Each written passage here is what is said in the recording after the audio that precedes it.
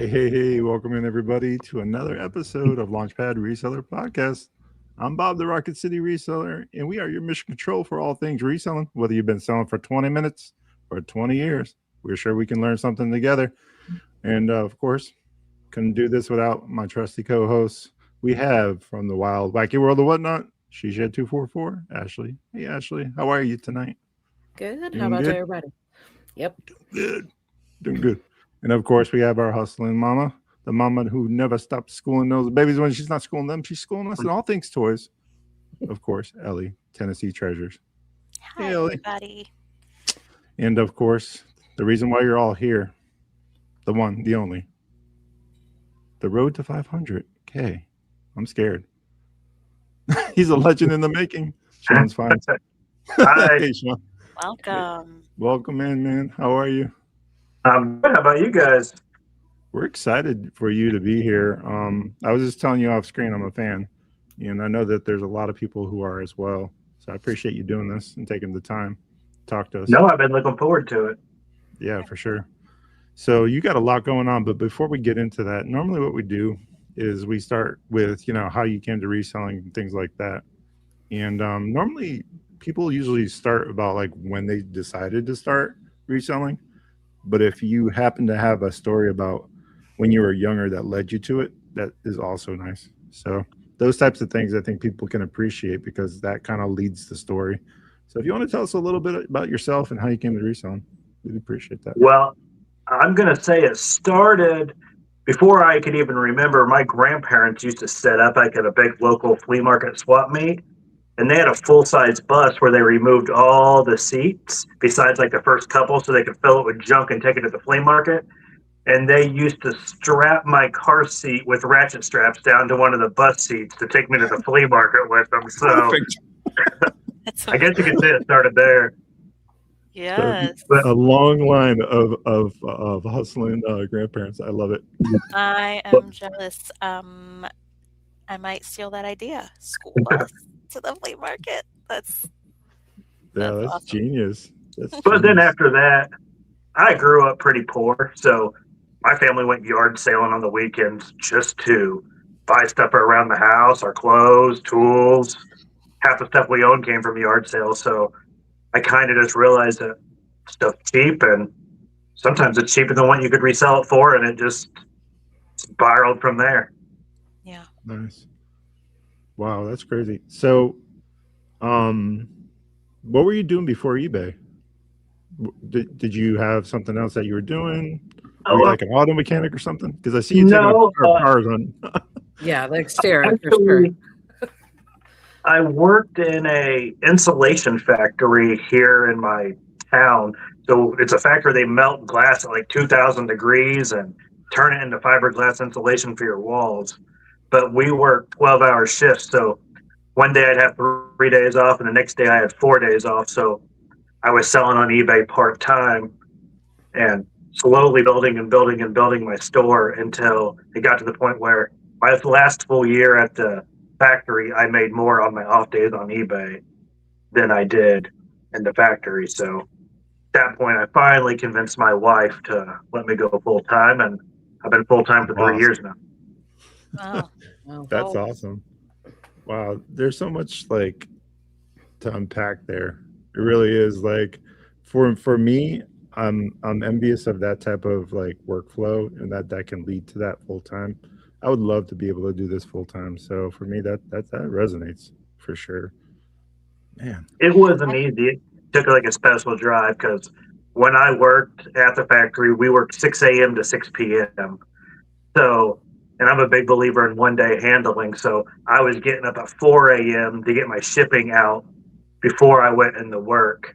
And then I'd come home in the evening sometimes because it can get 120 degrees in that factory and all sweaty and gross. And I'd throw me up like 5 listings before I hop in the shower because I also believe in daily listings. So I didn't want to miss out on not listing something that day. So that's wild.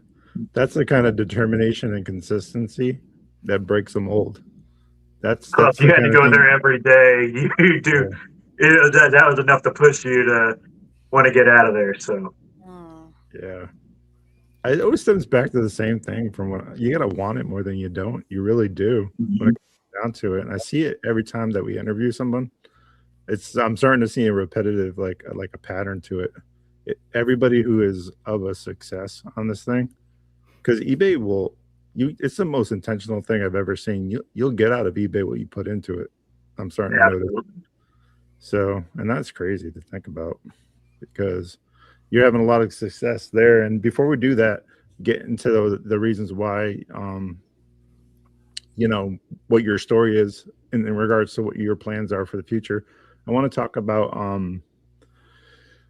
the steps. So you're in a factory, you're sweating your ass off, you're melting glass into fiberglass. You're to the point where you're like, I'm going to do the conversation with the wife. Is it one of those things over months, or is it just one day you're just like, hey, listen, this is it?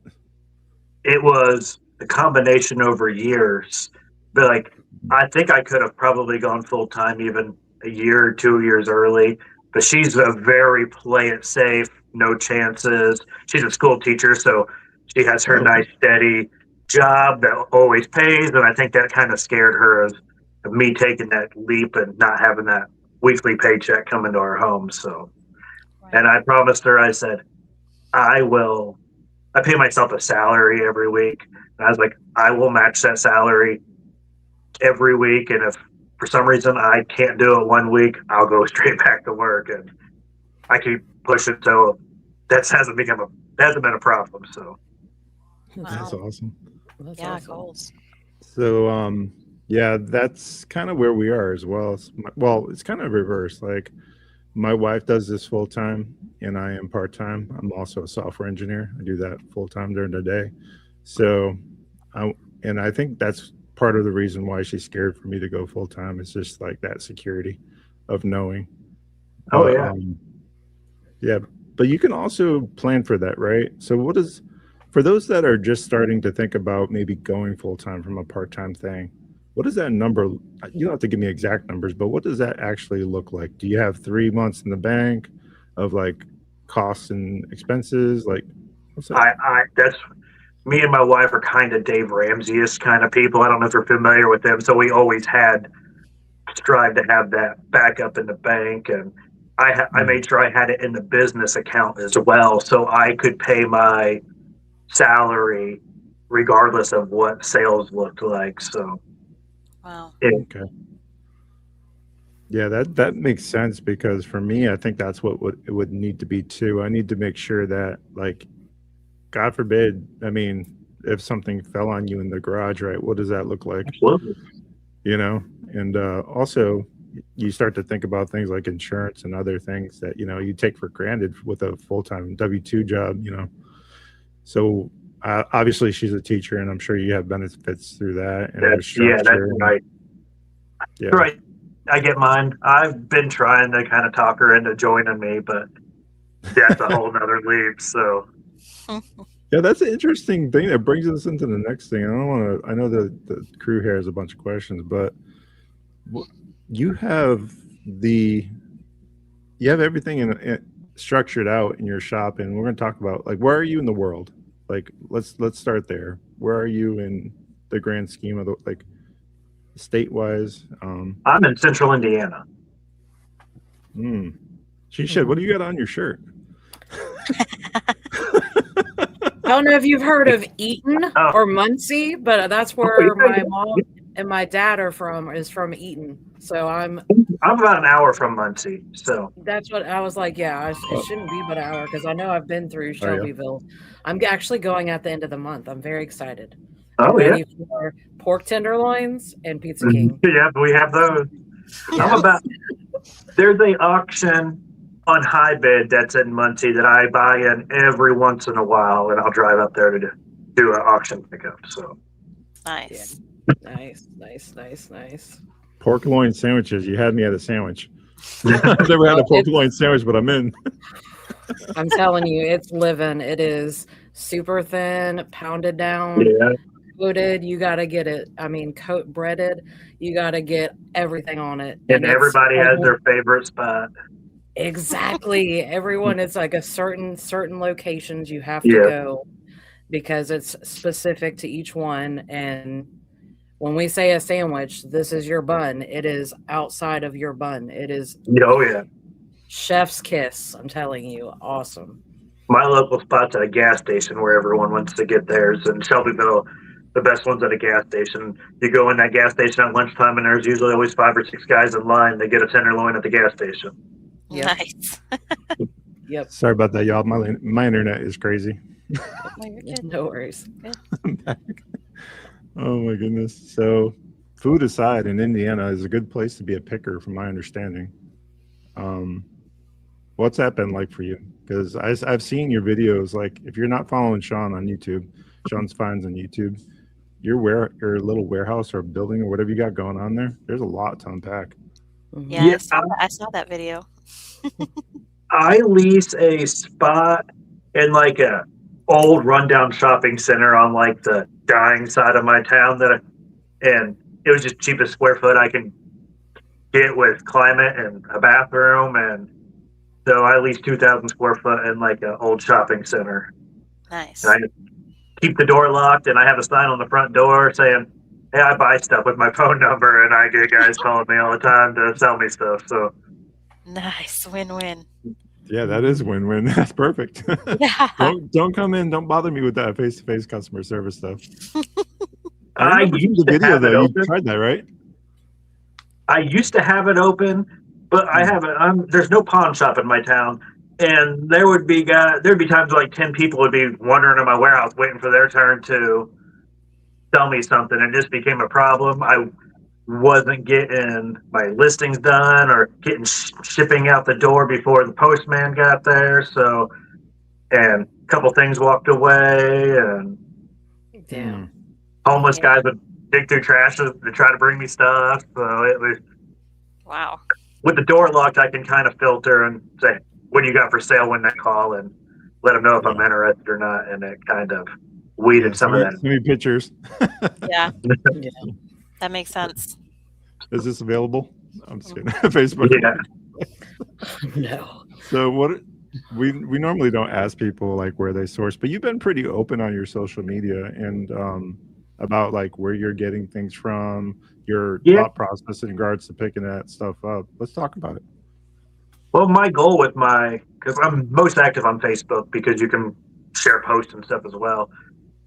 My goal is just to show anybody that's thinking about doing this part-time or even full-time that you could make 6 figures a year doing this, and I want to lay out the blueprint for them. It's no secret. I go to garage sales, flea markets, auctions, Goodwill bins, pretty much anywhere where you can get stuff. I go. Like, I'm pretty active on high bid. I'm always searching high bid for auctions. So I'm a big believer in going and buying in bulk. Because I think once you reach a certain level, like I have 8,000 plus listings, so it's not uncommon for me to sell 20 or 30 items a day. If you just drove to Goodwill stores and Salvation Armies, I don't think you could replace the 20 or 30 items every day unless you buy in bulk. So you said something about that makes me wonder. You said you have 8,000 listings right now on eBay? I think it's right around 8,200. So that's kind of interesting. So do we, but it's plush, right? Yes. I think that's the difference, right? So you're an everything reseller. So numbers wise, I know where I am with numbers. That's what I do for work. But you're at, and you've been really open about that too. We'll talk about it. You did a where you just basically said, "This is my eBay 1099. This is what I made on eBay," and I think the number was like 350. Was that it? I think it was 308 last year. 308. Okay. Yep. Wow. So from 8,000 listings to 308, that takes a curated eye, we'll say. Okay. You're not just picking up anything, you're picking up certain things. And I've noticed that we're doing the same too now, even with Plush. We used to pick up everything. Now we're picking up certain things that we know. Yeah. Oh, our average sale price. What's your average sale price look like? Do you know that off the I top of your actually think I figured it out today. It was like $42 currently. Man. It's pretty good. That's what I'm talking about. That's how you get there, though. You have to figure that out. And I think that's where a lot of people struggle sometimes when they first, specifically when they first start, right? they tend to like, I know I can get this and I know I can sell it. But that's true. You can do all those things. You can sell it with enough time, enough patience, enough space. Yes. But sell-through rate, right? How fast can I sell it, and for what price can I sell it? Right. Do you have a line in the sand, or is it? I'm actually not one of those snobs. You hear the guys online, I only buy stuff that's $50 or more or $20 or more. When I go to auctions, a lot of times, I don't know how, if you guys are plush buyers, you probably don't do a ton of auctions, I'd imagine. But a lot of times, you can't just take the one item. They want to give you like a whole tote as random stuff with your one item. So sometimes you're buying that one good $50, $60 item that's in like a box lot of a bunch of $10 items. And I'll list that $10 stuff because it's either listed or throw it away. So I do list some bad, slow moving items over throwing it away, but I just try to put the priority on the nicer stuff before I list the $10, $15 kind of items. So I don't have a hard line.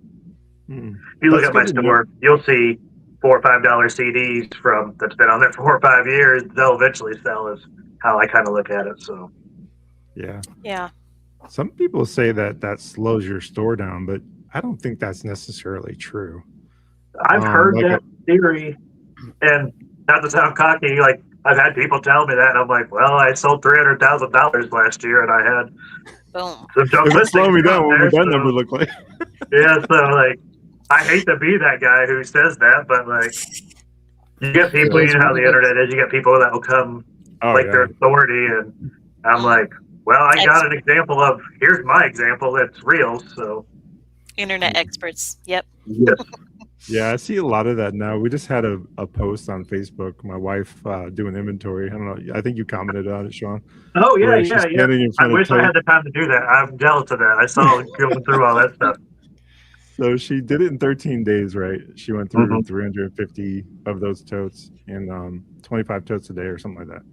So someone just comments like, yeah, but you need to let them out and play with them. I'm like, that's not the point of the post. Yeah, there's some weirdos out there, isn't there? So you open yourself up to that kind of thing. So, yeah, I'm learning that because I've been more active since November on social media. Just then I realized I always knew there was trolls that existed, but I always see them like targeting like famous people with huge accounts, and I'm like, it's just little old me. Why are you out here in my comments? Yeah. You never. But I guess it happens everywhere. Troll. Oh yeah. So can I ask about your inventory system, right? Because like we're talking about inventory, and I know exactly how Bob and Amanda run theirs. I watched your video on YouTube. That's like the garage tour. I can't remember what time. And so you have like everything. How do you keep track of that? Do you just have a spreadsheet, or? I use the eBay custom SKU. Okay. No spreadsheet. I just in the custom SKU on eBay, I put the bin number or the shelf number, and I put the date that I listed it on there, because then when I get offers down the road, I can see, oh, this has been on here forever. So then I can take, accept, or send more aggressive offers. So yeah, I just put it in the custom SKU, and then when you sell it on eBay, or if you sell it on iCrossList, if you sell it on one of the other platforms, the custom SKU just goes along in Nifty to the other platforms, obviously, besides Mercari and stuff. But Shawn, it's funny that you mentioned Nifty, because this video is sponsored by Nifty. So if you're not using Nifty.ai, you really want to think about doing that, because it also is an inventory control system, like Shawn just mentioned. You can cross list, you can use generative AI, you can do Poshmark share closets, you can share your listings and recreates listings for you. It's a part-time employee for $89.99 that does full-time work. Be sure to check out Nifty.ai, code Rocket City, for 15% off your first month. Thanks, Shawn. And if that wasn't enough, hey, take a moment and make sure to subscribe right now, because Bob, remind me the percentage. 90% of people that watch this, Shawn, can you believe it? 90% of people that watch these videos do not subscribe to the channel. Can you believe that? I'm not surprised. Watching or listening, please subscribe and hit that like button. Everybody's watching, but no one's hitting the subscribe. Come on. You have that problem? They need to subscribe. I think if you're once you're done subscribing to this one, I want you to go over to ShawnsFinds. I want you to subscribe to him too, because on Facebook, on Instagram, and on YouTube, let's talk about what is it always ShawnsFinds on all Yes, three? it is. Yep. There you go. It's as easy as that. It makes it super simple to find them on the internet. And you're going to want to do that because we're talking about the road to 500K next. And with that, Shawn, what's that look like for you? You went from 300 and your goal is to get to 5. Let's talk about what that looks like. Well, I'm trying to do 500 gross amongst all the platforms, and that includes my flea market booths.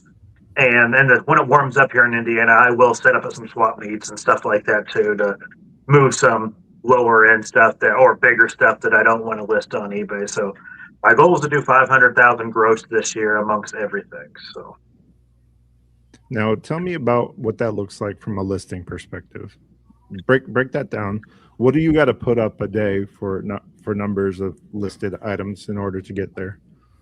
It's very rare that I don't list at least 20. Like the day on a Monday, I think I only listed 20 because my shipping output on Monday is heavy from the weekend, but it's not uncommon during the middle of the week to list 35, 40 items and on eBay. And then I use Nifty and I pull them into the other item. I list on eBay and then I pull them in later on Nifty and then cross list those. That's awesome. The power of cross listing. Go ahead, Ellie. Yeah. So do you list across all the other platforms? And have you ever thought about Whatnot? I am waiting for Nifty. I'm signed up for their beta program. I'm hoping I get invited to do it, and I will start listing on their Buy It Now platform. But I've thought about doing live shows on Whatnot, but my shipping is pretty demanding as it is. So if I added a Whatnot show on top of my daily shipping, I don't think I'd get anything else done besides shipping for a day. So yeah, true. At that point, it would be time to hire an employee. I've experimented with employees in the past. Really? I actually, in early 2025, I put it out there in my area that I was looking for one person to come in and list, and 2 applied, and I couldn't decide, so I hired them both, and neither one of them made the cut, really. Like, one made it to May, and one only made about a month. Oh, it's hard to find good help. Yeah, and it's kind of hard because if you're paying them hourly, you kind of want them to at least list 8 to 10 items an hour. And the one that made it to May, she was a good lister, but she just never got the speed. So there was hours that I was losing money depending on what she was listing that hour. And she just never got up to speed. If I ever did it again, I'd have to come up with a different method because my worry maybe is something more incentive based. Yeah. My worry is like you're actually training someone to do what you do. Right. And that would be my worry, I think. The one who made it the longest, I started running into her at yard sales, and she kept asking me eBay questions, which in my head, I was naive, and I was like, oh, she's going to list at home, and that's going to make her even better here. And then on her last day, she came in and said, I think I'm just going to stay at home and list my own stuff. So, yeah. But I got to move forward. I've been thinking about this a lot. And even before I started seeing that in your content, I've been thinking about this and ways to strategize how to get past that and make it more lucrative. So my idea is, and shoot me down if I'm wrong, y'all, but what about a paid internship? Now, hear me out.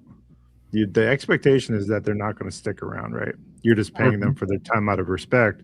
But what you're doing is also building in trust in that way. You know they're going to leave.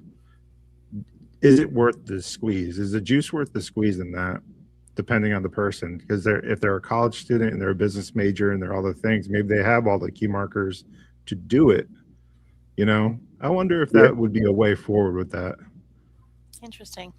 It's interesting. I felt like if the right person ever came along, I'd probably make it incentive based where pay them like something per listing, and then like a percentage of what it sells for when it sells, and commission. Make it really like, hey, if you come in here and bust butt, you could make some really, really good money. Right. But I think what made me frustrated is when I would be there working in the shop, my employee was hitting like 10 or 12 listings an hour, which was pretty fair for somebody who was just starting out. But if I was out like yard selling or a flea market and she was back at the shop listing, I never let them make listings live. I'd always have them save it as a draft. And I'd be garage selling for like 2 hours, and I'd happen to look at eBay and there'd only be like 6 drafts made, and I'm paying them per hour, and they've been at the shop all morning. And then you're in garage selling in a bad mood because you're spending money at the shop while you're out here trying to make money. And so figured if I ever did it again, I'd make it incentive based. And so if the right person wanted to come in there and really kill it, they'd make killer money, more than I would be paying them an hour, but it would take the right person.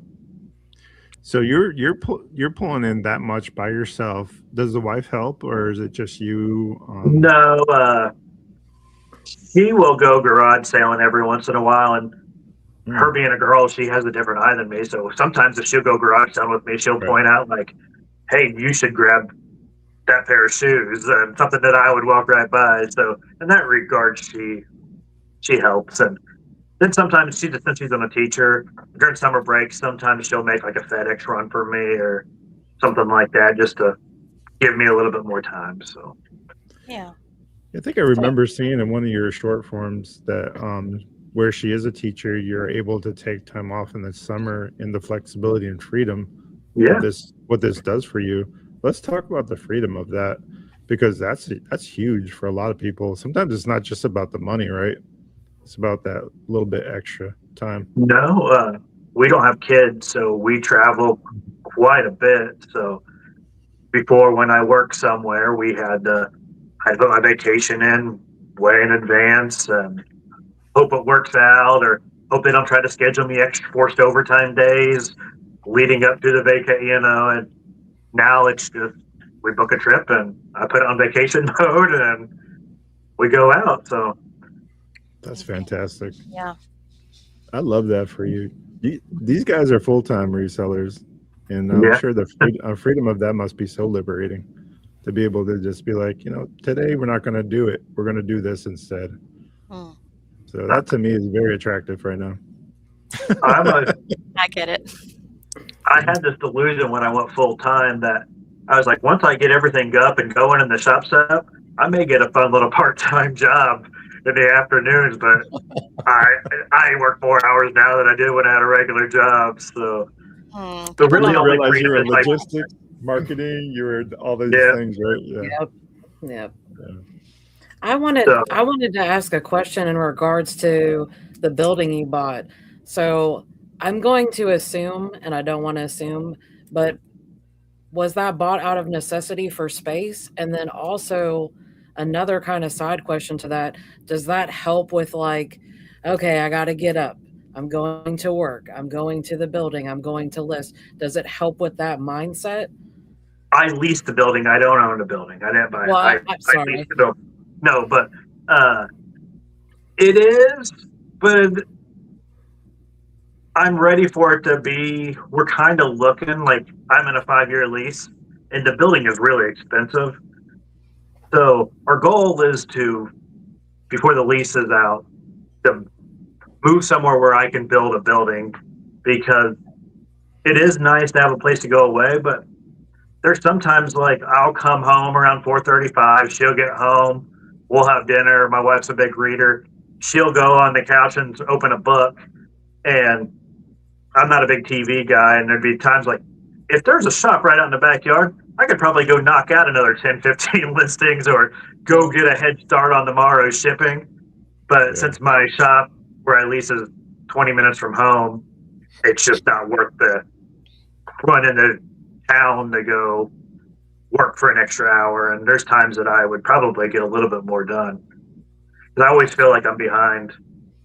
What does the square foot look like for that? Do you guys have the space for that on your property?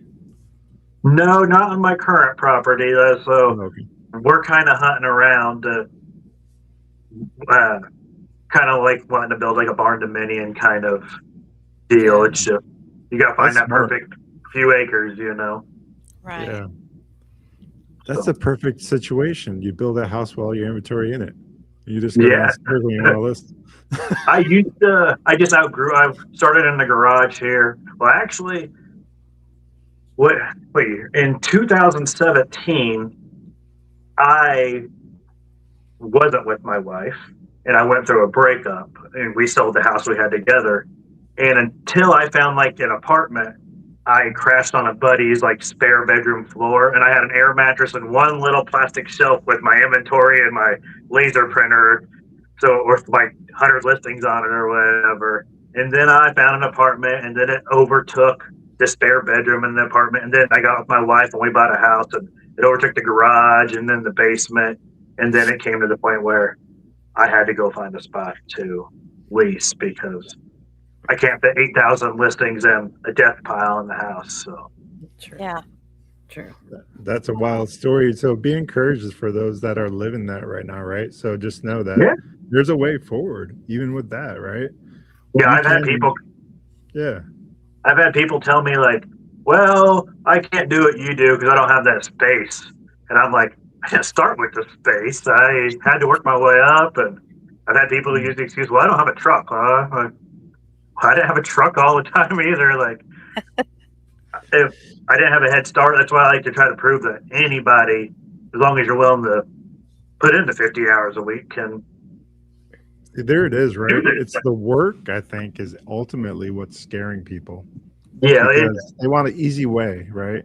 Which is human nature to want the easy way. But to tell you what, the better way is the hard work way, because that's the one that pays dividends, right?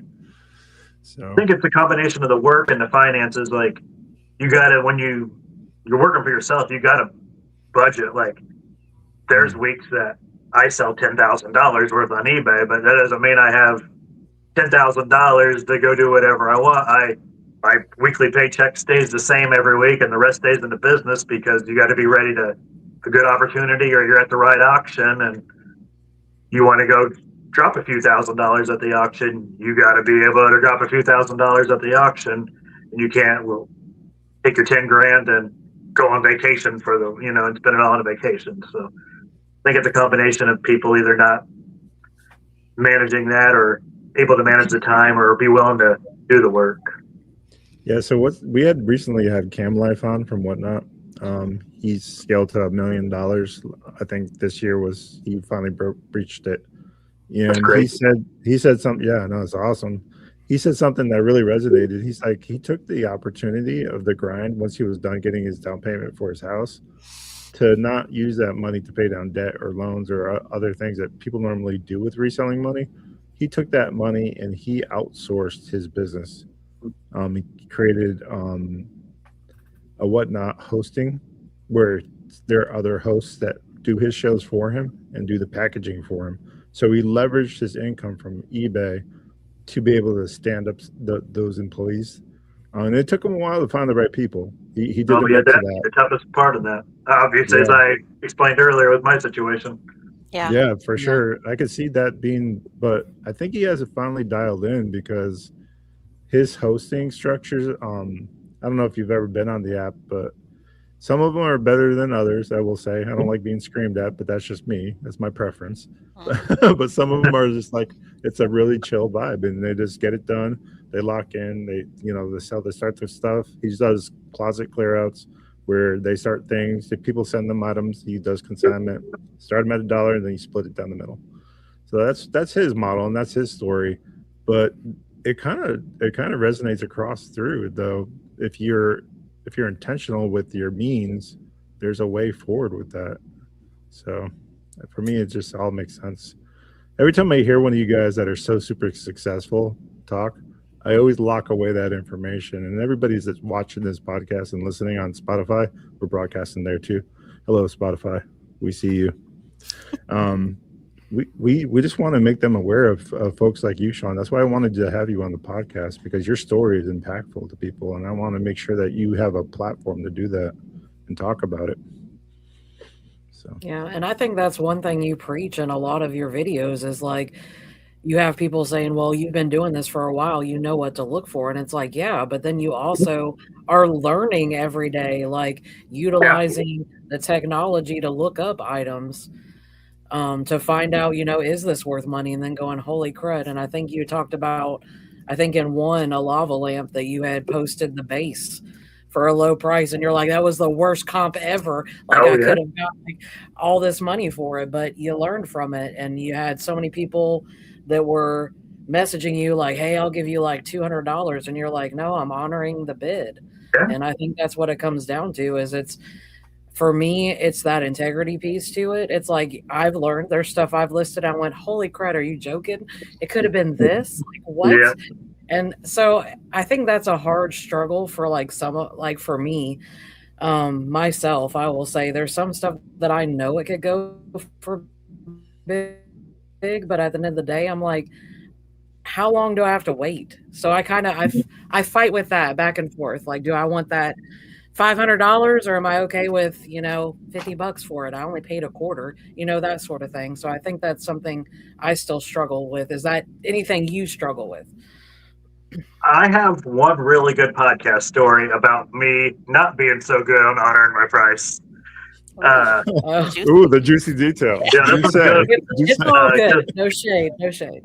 No, so every once in a while, people reach out to me to ask me to sell something for them. And a guy came to me with a 1945 Chicago Cubs season pass. And unlike the day where you get like your whole book full of like tickets, you get one little card and it's your pass to all the games that Wrigley filled that year. And he'd been to a bunch of games and he had it signed by a bunch of the different players. There was no comps or no record anywhere where I could find one of these season passes. So I talked to the guy, and we decided to run it at an auction starting at $199. And then whatever happened. He found it in a storage unit, so he was going to be good either way. So I list it, and I hardly ever run auctions myself. And out of habit, I listed it, buy it now, and it sold in like 30 seconds at $199. Normally, if it was my personal item, screw it, I'm honoring the sale. But this wasn't mine. Yeah. So I canceled the sale. The guy messaged me instantly. I explained to him the situation, and I apologized. He was extremely mad, used some choice words. Of course, yeah. He left me negative feedback on eBay. I have a Google profile for my business locally, just because I'm always trying to put myself out there finding inventory. And he found my Google profile and left a 1-star review on Google. Wow. And what kind he was really mad. So I knew I had to relist this and start it at an auction. I knew all the words he said to me, so I went ahead and blocked him. Yeah. So, and then before I blocked him, I looked at the address, and so I knew that, like, hey, if anyone buys from this address, it's him trying to get around the system. Mm-hmm. So I run it as an auction, and it goes the whole week, and it only sells for like $220. So my client didn't make very much more money, but I recognized the name, and I can't think of her whole name. It was Danielle Colby. It was a girl from American Pickers who bought it. Oh, wow, yeah. I was like, that name sounds familiar, so I Googled it real quick, and then it brought up her Instagram profile, so I clicked on it. And after that guy originally called me all those bad names, I kind of looked him up. She's engaged to the guy that I originally sold it to, and their Instagram pictures are together. Oh. But so a reality TV star ended up buying the ticket in auction, and he used her account to buy it. So. Wow. Oh, damn. Well, hey, I mean, they didn't pay much more for it, so I think it panned out how it was supposed to. I think honestly, you did the right thing. In my opinion, you definitely did the right thing. And it's kind of ironic how all roads led to the same person. Anyways, it was meant to be that person. If it had been my personal item, I would have let it go, like I did with the lava lamp story. But this is up mine to let go. So, and I just clicked the wrong button. I'm a very quick lister. I can usually list most stuff in a couple of minutes. So I just get in the zone, and I've listed tens of thousands of items, buy it now, and I forgot to switch that the little tab for the auction, and so it happens. So your listing workflow, I saw a few videos where you're doing it right from the phone, the app. you're finding a similar item, and you're using your photos, obviously, and you're just kind of basically doing it that way. That must make you extremely fast, because that's definitely not our workflow. So is that what you're doing? And then you're cross Yeah, system I over? use the app and I go find a similar one. When I'm comping, you're already into solds. I find a good one that's sold. I'm like, this listing worked for a reason. It's in the sold, so that listing works. Every once in a while, I tweak the title if they put keywords in there that I don't like. Like, I don't like it when people put rare at the very first word or something like that. And I'll backspace that out. But most of the time, I try to find one I like, and then it already pulls most of the item specifics over. You got to kind of glance to make sure they don't have bad information, but you already got your comp, you got your title, you got most of your item specifics. Then all you're doing is throwing your pictures. I'm not a big description guy unless it needs it. Like, if the picture tells a story and there's nothing wrong, I just kind of have a copy and paste thing that I put in there. And if there's something wrong with it, I'll put it in the description. But then I've listed so many things. If it's something small, I kind of already know the weight and I got the price, and I can knock it out in a couple minutes.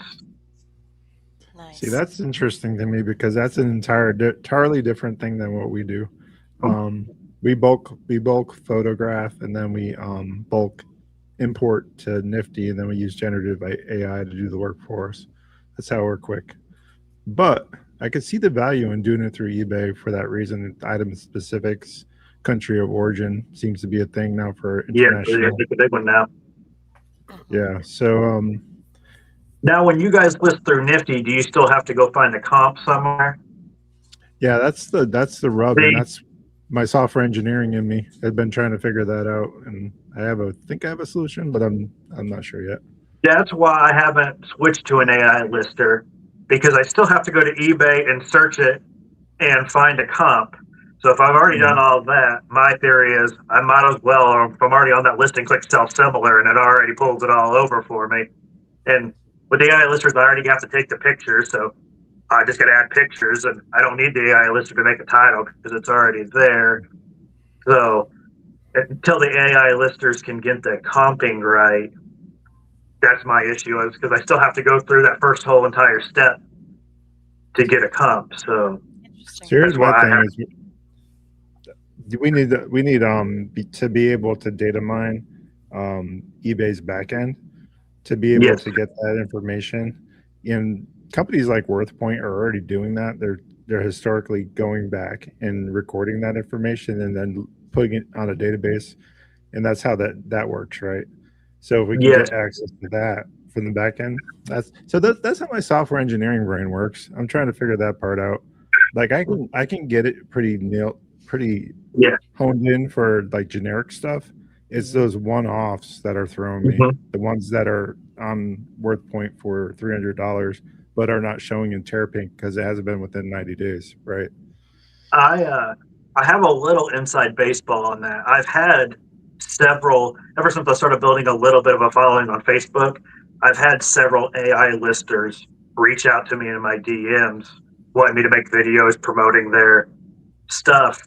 And my first question for them is always about the comping, because I haven't found any AI listers that can comp yet, or they claim they can comp, but they're not even close. And from what I understand, eBay blocks that data from being scraped unless you pay for it. And I can't say this for sure. I'm pretty sure WorthPoint is paying for the data, and that's why WorthPoint's so expensive every month, because they're having to buy that data from eBay, I'm assuming. But data is a commodity, so that makes sense, right? Yeah. From a point of view like that, yeah. I had one reach out to me the other day where you could go into a thrift store and take pictures of all the DVDs on the shelf, and then it's supposed to read all the DVDs and then pull them up in comp by highest to lowest. So I gave their software a shot, and it was telling me that these DVDs were worth $50, and I look them up on eBay and it'd be $6 free shipping, and the comping was the downfall of it. The AI read the DVDs and identified them perfect, but it couldn't do any comping. So I feel like I needed comping to be there before I switched to an AI lister. I feel like I could I've I offered feel to like come it's just a with matter. racing, make a video of them racing me to see who could do it quicker. But I feel like it's a matter of time, and this kind of brings us to an interesting subject. I don't know how much you know about agentic AI and what that looks like. Basically, it's a workforce that will work on your behalf, almost like an employee. If you didn't want to do your marketing, you can set up an agentic AI agent to do it for you based off your model and your business and all the other stuff. So there'll be like little separate workforces. That's the power of agentic AI using your already, implemented stuff. So there will become a time where we don't have to actually do any of that stuff. We just have to find the items. It's an interesting time to be alive. I'm looking forward to it. If any way I can get more listings up quicker, that would be great. I'm just waiting. Yeah. Like, I think right now, as long as eBay blocks that data, it's going to be hard for anyone to make the perfect listing software. I agree. So that's why I use Nifty for cross listing. I use it for all the back end stuff like sending offers. I have it do my end sell similars and end listings and do all my sharing on Poshmark. But I do not use that. I don't use the listing feature yet. So I'm going to do something that I've never done before on a podcast for you, Shawn, because I enjoy you so much. I'm going to have you shout out your code for Nifty. What's your code? Oh, no. This is your audience. No. You're doing it now. What's your code? Come on, seriously. No. This is yours. No. Come on. I'm going to find out what his code is. I'm going to post it in comments. Yeah. My code's pretty easy to find. I share it on Facebook quite often. So. I know. I'm gonna get it. So if you don't tell me here, I'm gonna get it and put it in the comments. No, this is your show. I want this show to succeed. I actually, during COVID, I started a podcast with friends and we fizzled out, and it wasn't reselling based, and it's hard to get a podcast off the ground. So I'm rooting for you guys to pull it off. We appreciate that. Yeah, we just had a podcast meeting yesterday, and the growth that we've had on the podcast is pretty incredible, considering that 90% of people don't sub. Yeah. Yeah. Like a lot of the other reseller podcasts are guys who have been on YouTube and already have big YouTube followings to kind of give them that little kickstart. And you guys are really starting at the ground level. So I'm rooting for you guys.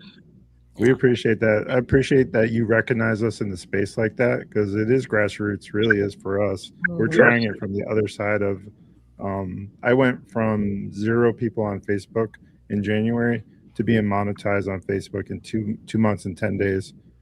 So it's great what Facebook is doing, monetizing people that early on.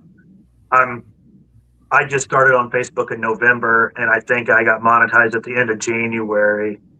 And it's the only it's the only platform I'm monetized on, but it kind of keeps you going because I cross list all my videos on I'm using reseller terms. I cross post all my content on other ones, but I'm not monetized. But Facebook keeps me going because I may have fizzled out by now if it wasn't for Facebook posting on the other ones, because it's a grind to get there with.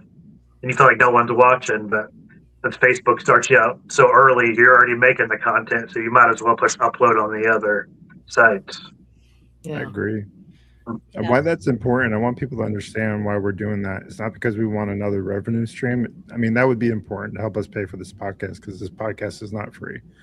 But for all the back end stuff. But why that's important is we want to showcase the ability that, like you, Shawn, that you want to show people that there's a way forward with this if they chose to do so, and why that's impactful. A lot of people are working jobs that they may not be enjoying. They're 40 hours at I'll use the phrase my son uses, at the ball crushing factory for 40 hours. I've been there, so I know exactly. They're doing that work. What they're going through, and I want people to feel what I get to feel now, and it's why I try to show easy paths. Like, obviously, starting out, you're not going to know everything I have in here with sourcing. I don't want to brag on myself, but I'm pretty effective in a ton of categories because I'm an everything seller. So that's why I try to show people that you can part out vacuum cleaners and food processors, and you can go get one Dyson vacuum cleaner at Goodwill and get you 10 or 15 listings out of one.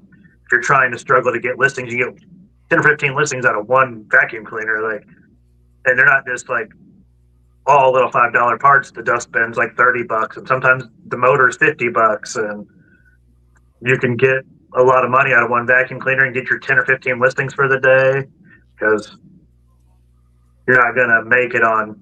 I get DMs every single day from new people wanting, like, what do I do? How do I get there? And I'm the first thing I ask them, like, how many listings do you have? And they're like, 600. And I'm like, you need a lot more. Like, you need to be listing at 600. Your shipping's so small. There's no reason you're not growing by 20, 25 listings every day if you're on your off days. Like, go grab a vacuum cleaner and a food processor, and you have your 25 listings for the day. Put down the Xbox controller and put down the TV remote and stop consuming mindless information and get to work.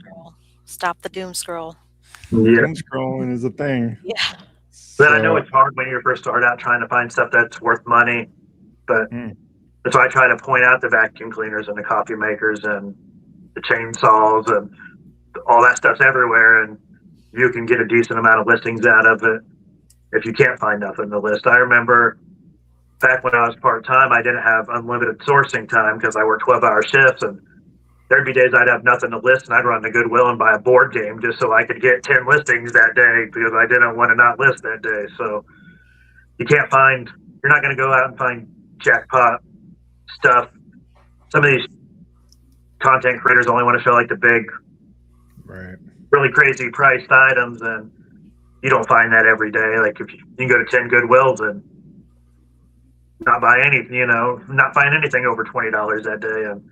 But there's always that kind of stuff's in every thrift store. So that's why I show my content the $8 to $12 range. That's why I show that stuff on Reels when I'm doing that, because that's the actual stuff. That's the bread and butter, the stuff that you can sell 20 of them a day. It might take 6 months, but if you have enough inventory, that those 6 months that it's been sitting, you have 30 things in that 6 months that are selling in a day.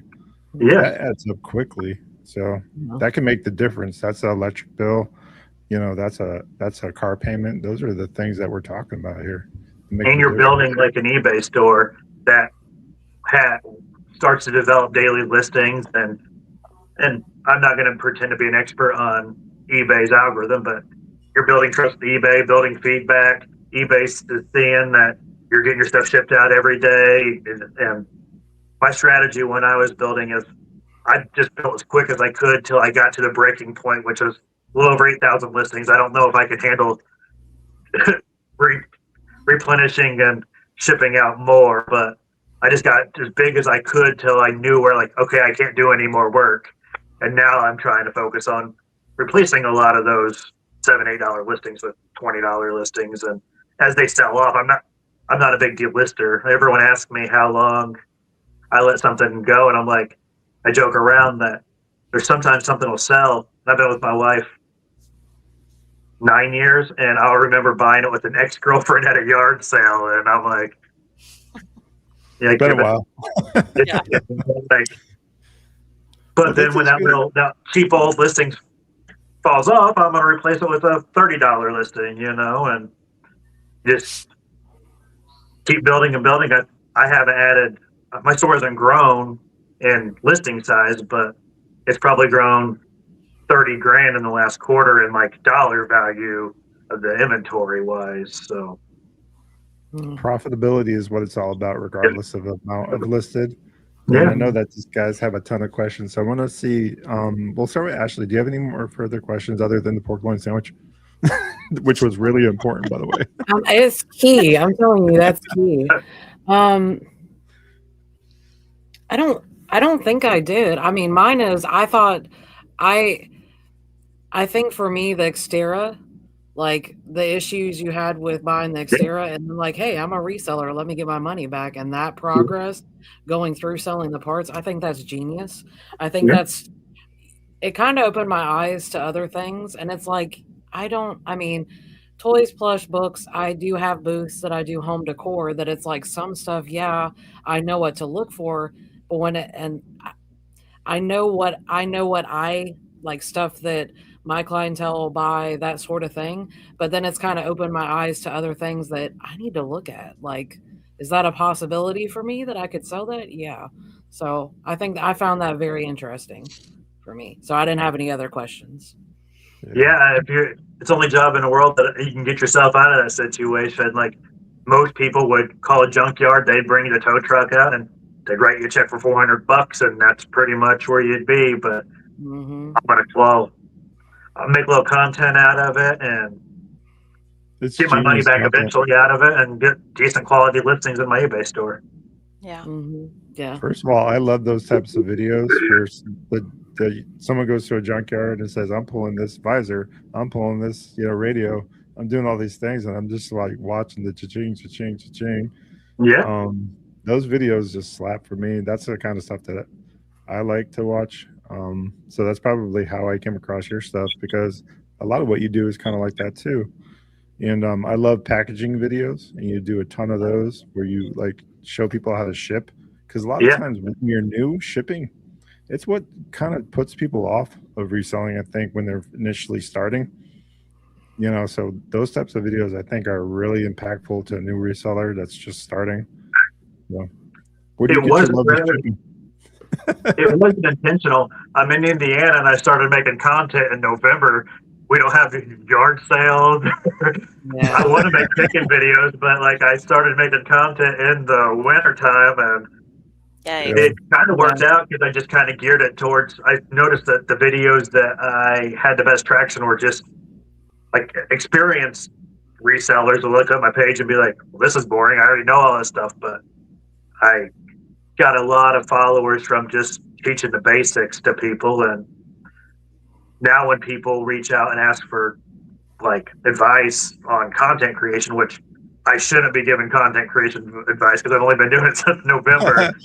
That's the perfect time to ask, in my opinion. I feel like a lot of these pages make content for the other reseller pages, and there's only so many reseller Facebook pages that can follow you.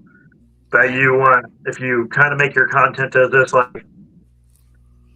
Debbie and Lisa and John and Bob and just the regular folks, there's unlimited amount of those personal Facebook pages who are just people wanting to learn something that can follow you. So, right.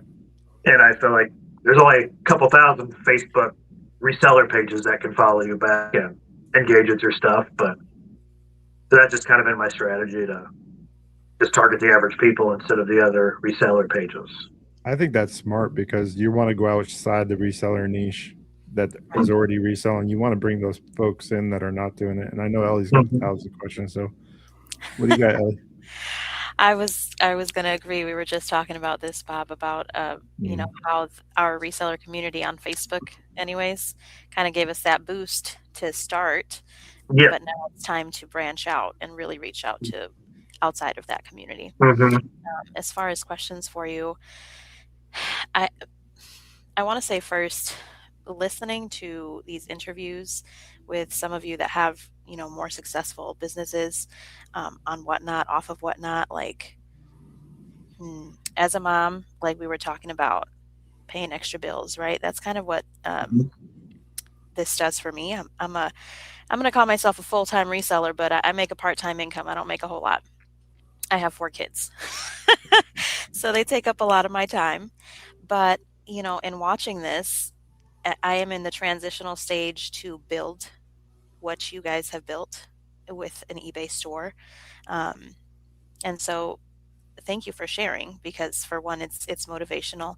But I guess I did have a question as far as you mentioned you do booths and flea markets and static listing. So can you break down percentage wise how much booths and flea market is of that? Is that a good chunk of it?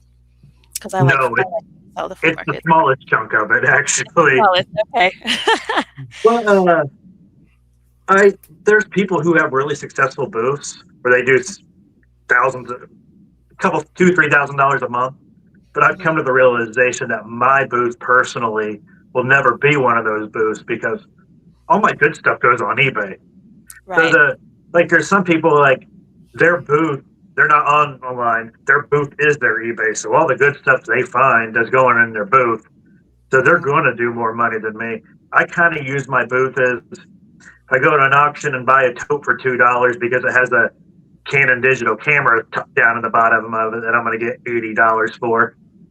Right. And the other stuff just not worth listing on eBay. I just put $1, $2, $3 tags on it and fill my booth, and so I make less than $1,000 a month in my booth. So Okay. Well, that means it's just more of like a way to get rid of some of the stuff that I'm not going to put on eBay. I gotcha. Yeah, because it coming from the booth standpoint too, because we've been in several different booths, and it's like all of our $5 and under items. That's what's paying. That's what's. I mean, that's what's going. That's the stuff they're constantly buying. Some of the higher ticket items is like once in a while, but all that under $5 is everything that they're buying, and it's like, okay, cool, you like it? Here's more, and that's kind of. I've been shuffling some stuff because our booths were mainly home decor, and I started putting some toys and plush in there, and I'm seeing a little bit of an increase, like that stuff going that I'm unable to sell on Whatnot on different stuff that I'm putting that way. And then too, I don't have to worry about shipping it is the other one.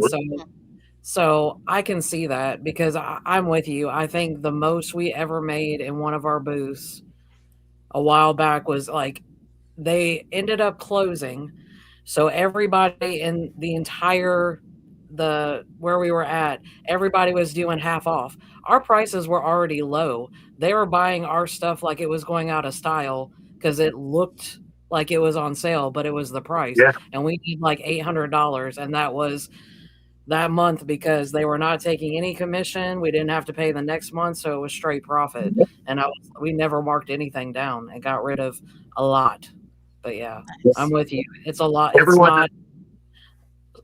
It's not the bread and butter, but it's bringing. So everyone that's walking through there has $5 in their pocket to buy something, but not everyone has something that $30 or $40 to spend at the flea market that day. So if I have something that was worth $40, unless I put a lot of the hard to ship things in there too. Like I think my biggest sale in there this month is I sold a cast iron like garden chair for $50 because I got it cheap at an auction, and I'm not going to put that on eBay. So it's either that kind of stuff or just the stuff I'm not going to list on eBay, like just the $3, $4 stuff. So that we have a booth. Little known fact, probably don't give it the attention that. Well, I should say we when I said my wife has a booth in town. We don't give it as much attention as we should, but she's been doing pretty okay.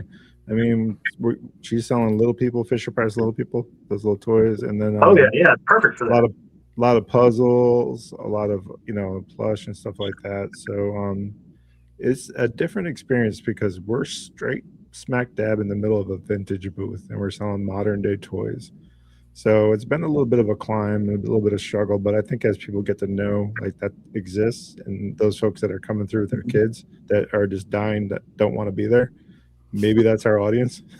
Yeah. So maybe they can get something. So maybe we should rethink our prices, and like you said, everybody's got $5, right? Yeah, so, everyone. Yeah, that's right. I try not to list stuff in under $6 or $7. I have to have a cut up a little bit, and I just take all that stuff to the booth, and most of it's stuff I have no money in. I'm a big auction guy, so a lot of times you buy one thing at an auction, you're sending you home with 10 items, and it's either take it there or throw it in the trash or donate it to Goodwill, or so it's not a big percentage of my income, but it all adds up. So Shawn, we do this thing on this podcast. You may have seen it before, where we ask our fellow reseller who's on the podcast, who would you like to see on Launchpad Reseller podcast? ShawnsFinds. Well, I actually have seen you ask other people this. So I have two. There's a guy on Facebook named Flip Fusion. I don't know if you follow him. He likes to go to industrial auctions, and so it's something unique. And he does more money a year on eBay than I do. Whoa. He goes in.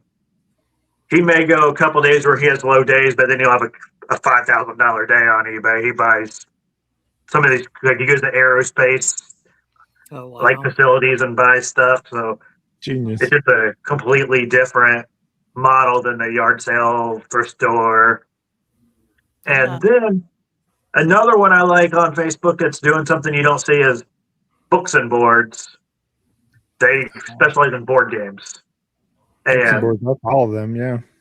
Yeah, and it's just a different thing and they do a very good job. Both of them do a very good job of sharing their niche and opening it up. And like Flip Fusions, you see in his comments, all the other like industrial resellers are like, "Shut up, quit sharing this," like, and he shares it all. And then Books and Boards, I think, has opened up a lot of people to the piecing out board games and stuff, which is something I said I used to do in a pinch if I didn't have anything to list that day. So I kind of admire what they do. And I think they got like 9,000 plus listings in their eBay store. Nice. Oh yeah. So with that being said, I want to say, Flip Fusion, if you're hearing the sound of our voice, what say you? Would you like to be on Launchpad Reseller Podcast? Also, it was Books and Boards. You've been called out. Books and Board? Okay. Books and Board. You've been called out on Launchpad Reseller Podcast. What say you? We're going to have you on the podcast. Let's do this thing. Let's scale your business in 2026, because that's what we're about here on Launchpad Reseller Podcast. And, there's so much to unpack there, because I love that reseller mentality. I really do. Can't say enough about that. Ellie's the one driving the behind the scenes of coordination for all this. And I know, Shawn, you're a one-off because you were my pick from the day one inception of this podcast. I saw something in your content that I knew before your following grew. I knew that you were going to be hot in that niche. And I'm not sure what your Facebook and all that, what that looks like, but was that right? I'm just curious. Was your following since November? What's your following grown? What's that look like? It's gone from 0 to like 16,000 since November. Wow. Yeah. Nice. I'm at like 1.4 or something. we're gaining traction little by little, right? Yeah.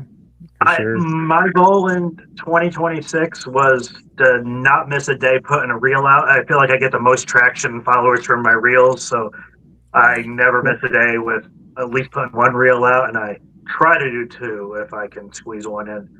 The Xterra has kind of helped because I can just go pull a piece off the Xterra if I right? need a video for it. Yeah, so right now, like I've been pulling. It's been kind of hard in the winter because I really don't do a lot of sourcing in the winter. I overbuy all summer, and I found I'm not a big Goodwill guy. Like I don't go to Goodwill very often. Unlike what my videos would show, I go to Goodwill just to make a video some days. So you should that'd be a fun video to watch what your take is on Goodwill's prices. I think because you get it at it's a different mindset at auction. It's a different mindset in the flea market. So I would love your like hot takes about like what that looks like. That's a pretty good angle, I think. What your take on Goodwill's prices is, as opposed to what you can get it from a flea market or auction or something of that nature. I think that would open a lot of people's eyes. To be honest, my local like Central Indiana Goodwill is like their own thing, and ours aren't crazy priced. There's there's not a lot of super quality there. Like if I go into Goodwill and find me a nice $20 plus item, that's a win. Most of the time I go in there, I've struck out where I went to go film and didn't even find something worth more than $20 in the store. So, but when they do have stuff, it's not crazy price. Like I've seen other people in their area show some insane prices. Ours aren't bad. It's just there's just not a lot of quality, and at this point, I'm trying to find at least $20 plus items. So if I list something that's under $20, it's because I don't have anything in it. So, so I'm wondering now, have you ever tried this? Have you ever tried retail arbitrage? Is that just the furthest thing from your mind? A little. Tried it?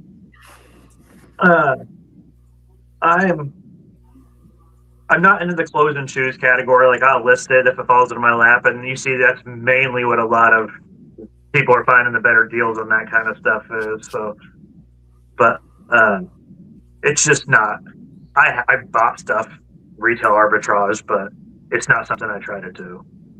Yeah, I saw a short form that you did about ball caps, like you scored a bunch of those. Yeah, that wasn't retail arbitrage. Oh, it wasn't okay. It was a guy who works for a large retailer, and it's his job to get rid of like shelf pulls. And he has my phone number, and he calls me and says, "Hey, I have this many ball caps. They're $4 a piece. Come buy what you want." And he always calls me because I'll buy a couple hundred, and then I think he takes the rest down to like a VFW hall and sells them by choice. Yeah. But he'll call me because he knows I'll come and buy a couple hundred. So, but Okay, I was curious about that. every once in a while, like I'll buy something if I see it in a store, but So it's not really my overbuying. thing. So your thing is overbuying in the good months to make up for the Indiana. Hold on, winter. guys. I wasn't Yeah. expecting to do this on my phone. I'm gonna go grab my charger real quick. Okay. Oh, I thought I was gonna go do it on my computer. No worries, you're good. We're going to talk about our weekend reselling while you're gone. So give me the low, guys. How's it been? What's your weekend reselling been like last week? Ellie's like, I got nothing. I was like listing. I got nothing. I made a sale, and then they, what was it? I can't even remember what sold. I made a sale on eBay, uh-huh. and then they asked to cancel because they put the wrong address. So I accepted the cancellation, sent them a message. Sale never came through again. So Crickets. yeah. Yeah. Well, Yeah, I recently made a video on that situation. I always tell people to do exactly what you do, and most of the time they never come back. So you always wonder what their intentions were. Right.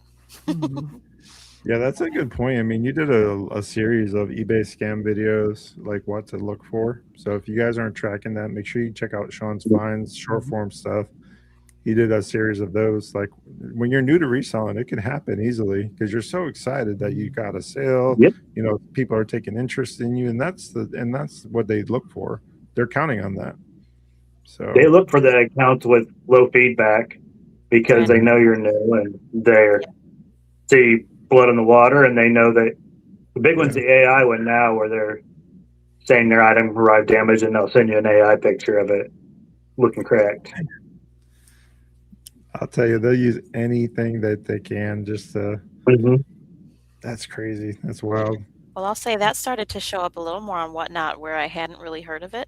I saw for newer sellers, and I can't remember who. I don't need to say names, but one seller said she got scammed because she got an inbox from a Whatnot support username, and it said, click this link in order to get paid.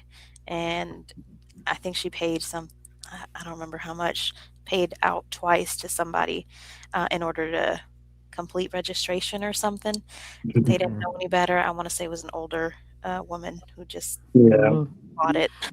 Yeah, and that's the biggest one that I try to tell people, because Whatnot, it even blatantly, they have a banner on your messages that says, "We will not reach out to you directly," or they want nothing to do with you other than getting their fees. Yeah, nothing to do with you. And so if you're seeing that stuff come in as a message request, I instantly block them. Yeah. I just start. Yeah, so that banner though is a little newer. I know this happened at least a year ago, maybe closer to 2 years ago, because I know that banner is something newer that they started kind of putting out because so many people were creating these ridiculous, weird Whatnot support usernames, accounts.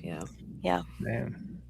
So this is why one of the reasons why you need to follow folks like ShawnsFinds, because the content that you're putting out is meaningful for not just newer people, but for someone like me. We've been selling for almost 3 years, and I'm still finding value in some of that stuff. Your take on it, your perspective. Everybody has a unique perspective in reselling. And let's talk about one of those short forms real quick. It was the one where you take the package and throw it across the. Let me make a packaging video. Somebody has to come in there and tell you you're doing it wrong because it's the internet. So, and every time I did one, I had one video where I had 3 people arguing, telling me I used too much bubble wrap, and I had like 3 or 4 people telling me I didn't use enough bubble wrap in the same comment section. So there's always somebody in there telling you did it wrong. Yeah. It was awesome because he's like wrapping this thing up and packages it up, and then all of a sudden, out of nowhere, he yeets the package, Ashley. He yeets the package across the room. I'm just like, what just? There's a funny story that after that, that I shipped that to a customer, and FedEx lost it. And the buyer was messaging me back and forth, like, "Are you sure you sent it?" Because it showed it never even got scanned at FedEx, and I wanted to say I'm positive that one. I did a whole video and everything. Send them the video. Like, I got video proof that I packaged that one up. Damn, that made it through the stress test, made it through the yeeting, only And to then be lost. Damn. Damn, you can't do anything about that. That's one thing I am guilty of. I'm not one of those that stays around and gets my packages scanned, and it never got its acceptance scanned. That's a lot to. I mean, that's a lot to sit around and wait for. Quite honestly, I've seen some of your Monday like calls, like this is my shipping from the weekend. Yeah, I'm just like, whoa. So what does that look like for you? Do you just like sometimes people drop them at the counter? Do you have to take them to the back or? Well, I am with my USPS. I'm very lucky since I'm in a commercial building.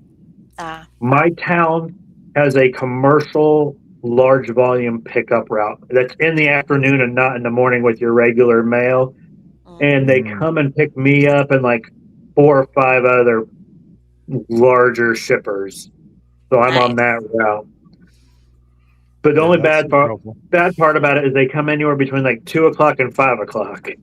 So since I'm not at home, there's no like leave. I don't leave till the post office gets there. But then I'm in a small town. We don't have a FedEx or UPS. We have like a authorized shipping store that.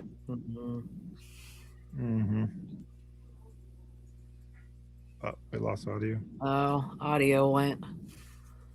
Uh-oh. Well, while Shawn figures that audio out, he made another video. You guys got to watch his short form. It's genius.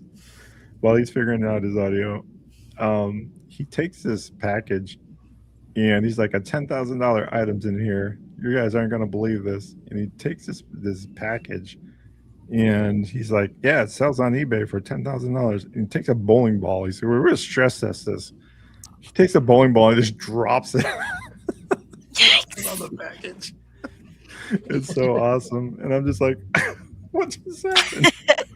Yikes.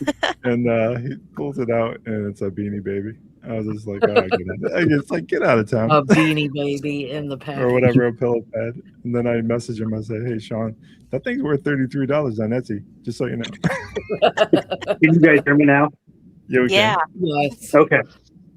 I was just telling everybody, regaling him with stories of your bowling ball. I can hear you guys fine. Yeah, I heard you. Oh, okay. That's awesome. No, I need to cross-list it on Etsy. That's the one platform I don't use on Nifty is Etsy. So I would recommend just starting. I mean, it's sometimes the juice in the squeeze is not always, worth it on Etsy because it's 20 cents for every. Yeah, that's my sticking point there. And then you pay the 20 cents regardless whether it sells there or not. And if it sells on eBay or Poshmark or something, you're out the 20 cents. So that was my passion project. You have 8,000 listings. That could be, that's pretty pricey to cross list them all on there, or the eligible items on there. So that was my passion project when I first started. I paid it forward on that one, and I nurtured it, and I treated it like a child. Like it was my love. Like this Etsy, like it was ridiculous. Like every customer custom wrapped their package. Like it was wild. Like my level of expectation was right here. It wasn't down here with eBay. But in doing so, we created something that's meaningful now because it is absolutely a horse race between eBay and Etsy now. That's great. We built this thing to be like a velocity engine, just like eBay. We're selling half as many things for more money there our average sale price, I want to say, is $40-something on it on Etsy Mm. because of the vintage market, and it's a different class of buyer. Think of it like Walmart and Target, right? There's no wrong way there. It's what you can afford to buy. But think about the clientele at Target as opposed to Walmart, right? They have maybe a little bit more income and they can spend a little bit more money. So I think what you're seeing is those 35 to 50, 60-year-old folks are on Etsy looking for specific items from a certain time period and era. They're buying back their childhood, they're buying back nostalgia, whatever that angle is. We're seeing it in the numbers. Like, I'm getting the same amount of money out of Etsy and half the items listed. So I totally recommend doing that and trying to maybe pay it forward a little bit. Maybe not at the scale that you're at, but maybe just a few items. Like yeah, it'd be a good idea. Well, that Beanie Baby we were talking about, you said that it could go for 30 on Etsy. I've had that listed for like 14 and some change for 6+ months on eBay, and it's this old stale listing. So I'm telling you, I don't know what it is about certain items. We saw a ton of TY on Etsy. There's just a market for it on that platform, and I'm very transparent about that kind of thing. If you're going to sell it on Etsy, I recommend doing it because there's just more money there, and I'll sell things for 20 to 30% more than I will on eBay, honestly. And I'm okay with that because that's just the platform. There's more fees in regards to your initial setup, and I'm buying back some of that initial investment that I did originally now. So everything equals out over time, but yeah, it's really grown in a large way, and Nifty makes it so easy. Why not try, right? Yeah, well, most listings are 2 clicks on Nifty. You click and then if it puts it in the right category for you, it's just click the list it button, and that's pretty much it on most stuff. So I love it, and I'm a big believer in getting your stuff in front of as many eyeballs as possible. So yeah, see, sometimes with the eBay, I mean, you do have to unlock global shipping. I don't think they automatically give it to you when you first start on eBay. But the thing about Etsy is the same thing. For us, as soon as we unhitched global shipping on Etsy, it was just wildfire at that point. I've seen people pay almost 3 times as much as the item globally to get that item because they cannot find it anywhere else, and the only place to get it is on Etsy. So we've had sales from all over the world come through there, and it's just crazy to witness that type of growth. Isn't there some limitations also on eBay as far as the toy category? Yeah, I think for particular items for tariffs, there's certain HS codes, I think they're called, where you can't ship certain class of items to the UK. Specifically, plush is always a bone of contention for me. There's something in that tariff code that says you cannot ship a used item in that category over. But it's interesting because that same item can be shipped to the UK through Etsy. So I'm not exactly sure. And Depop, I think. Yeah. I'm not exactly sure why that is or what their workaround, or if Etsy's just being very eBay. Got to remember, eBay is also a private corporation, right? Yeah. Which is why the first sale doctrine doesn't apply to eBay. Like if they want to vero your item, they could do that because that doesn't apply to them because it's a private corporation. That's crazy. They can make that decision on your behalf, and you got to abide by it because it's their platform and they can make the rules. Yeah. So, oh shoot. Yeah, it's wild. But yeah, I recommend Etsy. You want another 30, 40 grand out of your business, Sean? Yeah. Yeah, for sure. The 20 cents isn't bad for the people on Etsy who are selling like one SKU and they're making it or a handmade item and they're using one listing to ship. That's a great deal. I just wish they'd adjust it for like the one-off items. Yeah. I understand why they charge it for someone who's going to sell tens of thousands of items off one listing, but your one-offs, that adds up pretty quick if you have a bunch of listings. Right. Yeah, it does add up quick, and you're right. And the other thing too is be careful because they'll sign you up for ad services, promoted services through Google, which is not necessarily bad. I'll pay $5 to make 50 all day. That's just my model. So they'll do that type of thing. So you have to actually opt out of it. So if you're hearing this, just know that they might have signed you up. Just go back in your settings and look at that. If you're not into that game, taking $5 off the top to make 50. I personally am okay with it. Well, that's another reason for the pricing, I think, because I didn't know about it. And when I was looking at my numbers afterwards, I'm like, what is this extra fee? What is this? If I had known, I would have just incorporated it and bumped it, a little bit. So Yeah. I know a guy who accidentally signed up for eBay's off listing promotions, and he ended up paying $110 in promoted listing fees on a stocking cap on eBay, and he didn't even sell it, and he only had it listed for like $14.99. Yikes! Because he was paying per click off the site and didn't have a cap on it. Yeah, those are the lessons that you'll never forget, because those are the ones that slap the hardest, or the ones that slap the hardest like that. You never forget those. So I love hearing stories like that, though. He came to me and he was like, I thought you said you promote. How do you afford this? And I'm like, I don't do that kind of promoting. There's definitely different levels of promotion. For sure. Speaking of that, do you promote your eBay store? I promote everything at like 2.1%. So all my listings, as soon as I list it, I have just an automated process where it just automatically puts everything and promotes it instantly. So I used to go back and like a month later and go back and bulk promote stuff, and then it got sloppy because then you got Nifty messing with the order of your stuff because it's doing recreate. So I just said, I'm just going to do it from the gun, to drop and just promote everything at 2.1%. Nice. Before we wrap this thing up, I want to talk about where you are in your road to 500K. You made a post about it the other day, but for those that might be watching this, just a quick update. Where do you think you are? Are you behind schedule? Are you tracking? What do you think is next, and what do you think the next quarter and the year is going to bring? I am behind pace currently. I think I'm going to end quarter one just shy of 100,000 between everything, which would, in theory, put you at a pace for about 400,000. Obviously, quarter four is going to be way bigger, and so it really just depends how the summer goes and if I can make up some ground during the summer, because I don't know if quarter four will be that good. So right now, I'm going to guess that I'm probably going to do closer to like 425, 450, but I'm going to keep pushing and try to make it happen.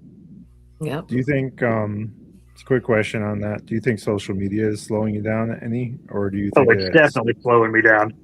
I think in November I had 8,700 listings, and I currently have around 8,200 listings. So now the dollar number's up because I'm focusing on better quality items, but I think the value in what you're building in the community will resonate back through your content and will help eventually. So I want to encourage you to keep going, because I think that's the way for that, and it will show people. I think it's important to set goals that are, I want to say, attainable, because I think you can reach it. Honestly, I'm going to put it out there in faith that you're going to be able to reach it this year. But I also think it's important to have stretch goals too. You need to push yourself. Growth is painful. We've talked about it a bazillion times on this podcast. But I want to encourage everybody that's listening to us to set attainable goals, short-term goals, and also long-term goals for your reselling business. It's super important, and Shawn's a prime example of that. Absolutely.